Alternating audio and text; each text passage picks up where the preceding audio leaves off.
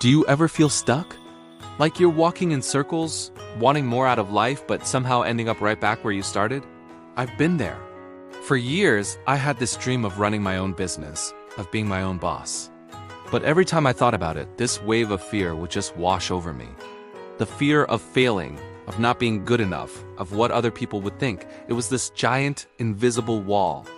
My comfort zone. And it was cozy in there, sure. It was safe, predictable. But it was also a cage. I was comfortable, but I wasn't growing. I wasn't living. I was just existing. One day, I was scrolling online and came across this quote. A comfort zone is a beautiful place, but nothing ever grows there. And it hit me like a ton of bricks. That was me. I was living in this beautiful, stagnant pond, afraid to dive into the ocean. The tension inside me was unbearable. I knew I had to do something, anything, to break free. The thought of quitting my stable job was terrifying. The thought of putting my ideas out there, open to judgment, made my stomach turn. This discomfort was so loud, it was screaming at me. For the first time, I decided not to run from it. I decided to listen. So it took a tiny step, a terrifying but tiny step. I didn't quit my job. I didn't take out a massive loan. I just signed up for a local weekend workshop on small business fundamentals. The moment I paid the fee, my heart was pounding. Driving there that first Saturday morning, I almost turned the car around a dozen times. Walking into that room full of strangers, all seemingly more confident and prepared than me, was one of the most uncomfortable things I'd ever done. I felt like an imposter. My hands were sweating and I could barely introduce myself without my voice shaking. That whole weekend was a masterclass in discomfort. I had to speak up, share my half-baked ideas, and receive feedback. It was raw, it was humbling, and it was absolutely mortifying at times. But then something amazing happened. As I forced myself to participate, to ask questions, to engage with the very thing that scared me, the fear started to shrink. It didn't disappear, not at all, but it lost its power. It became manageable. By the end of the weekend, I walked out not with a perfect business plan, but with something far more valuable, the knowledge that I could survive discomfort. That initial step led to another, then another. I started talking to potential clients, building a simple website, and slowly, piece by piece, my dreams started to take shape.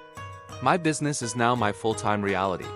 And looking back, it wasn't the business plan or the marketing strategy that made it happen. It was that decision to step into the fire, to embrace the awkwardness and the fear. The discomfort was the price of admission for my growth. And that's the big takeaway, the secret I learned. Discomfort is not your enemy, it's your compass. It's a signpost pointing directly at the areas where you have the most potential to grow. Think about it. When do you learn the most? Is it when you're coasting, doing things you've done 1,000 times? Or is it when you're struggling with a new skill, fumbling through a new language, or having a difficult but necessary conversation? It's always the latter. Our brains are literally wired to grow and adapt when faced with new challenges. When you're uncomfortable, you're building new neural pathways. You're becoming more resilient, more capable.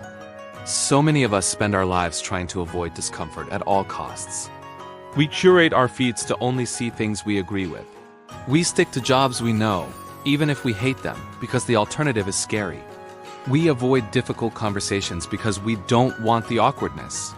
But in doing so, we're building walls around our potential. We're choosing stagnation over evolution. What if we flipped the script? What if, instead of running from that feeling of unease, we leaned into it? What if we saw it not as a threat, but as an invitation? An invitation to become a stronger, wiser, more capable version of ourselves. This isn't about being reckless or seeking out danger. It's about being intentional. It's about recognizing that feeling in your gut, that nervous flutter when you're about to try something new and saying, okay, this is it. This is where the growth happens. Start small. Is it speaking up in a meeting? Pick one meeting this week and commit to sharing one idea. Is it learning a new instrument? Pick it up for just 10 minutes a day, even if you sound terrible. That feeling of I'm bad at this is the sound of progress.